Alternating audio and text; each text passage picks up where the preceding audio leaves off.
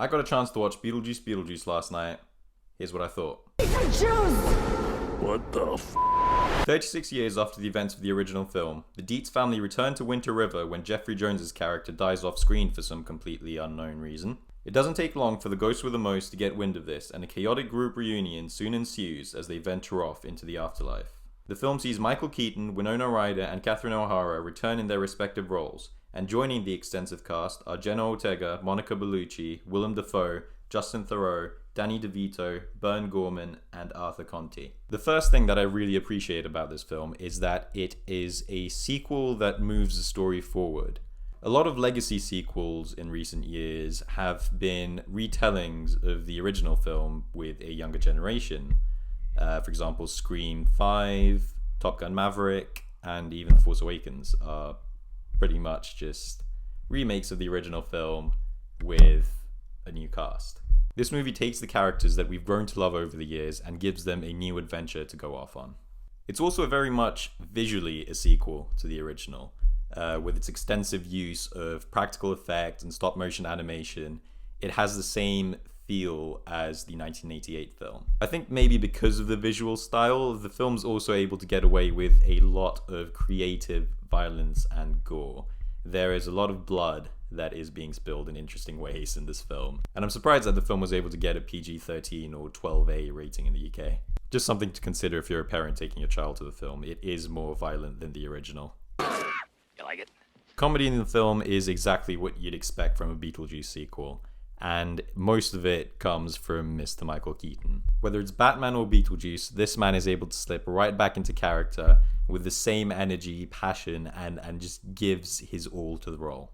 A surprising standout to me in this film was Catherine O'Hara. She's actually a source of a lot of the film's comedy and might have even made me laugh more than Keaton. For some reason, she works better in this film than the original, but still very much feels like the same character. Winona Ryder is also able to slip right back into character as Lydia Dietz. She is the host of a supernatural reality show, which seems like a perfect progression for her character.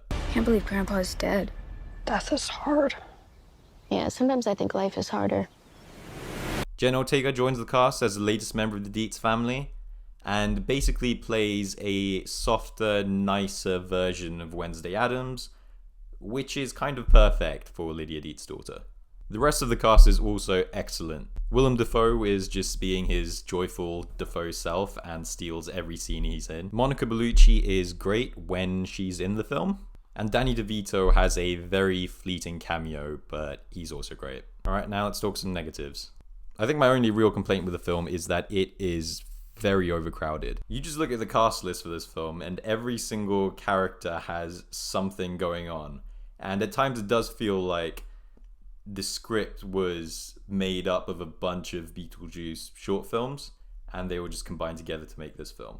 All of them being great films, but there's just too much going on. I mean, sometimes you'll be really invested in what's going on with a particular character and then you won't see them for another 20-30 minutes. Save that guy for later. If you go back to the original, it was a pretty simple story. This couple dies, a new family moves into their house, and they hire Michael Keaton's character to get rid of them, and stuff just goes very wrong. But this film has about 5 times as many plots as that. Another issue I had, which isn't really to do with the film itself, but more the marketing gave away a lot of things that I would have liked to have seen for the first time on the big screen. There's still plenty of surprises and plenty of jokes that you haven't seen, but there were many times when I was watching the film and I wished I hadn't already seen it in a trailer or some kind of promotion for the film. So if you're someone who hasn't seen many of the trailers or much of the marketing yet, I would recommend avoiding it before seeing the film. Overall, yes, it's a bit messy, it's a bit convoluted, there's too much going on, but it's still an incredibly fun time. It's just as funny as you need it to be. There's just so much quirky humor going on. All the characters are brilliant. It's just great to be back in that world again. And it's the perfect film to kick off Halloween season. If you're a fan of the original, or even just liked it, I would say run to the cinema to watch this weekend on the biggest screen possible. But anyway, that's what I thought of the film. Let me know what you think down below.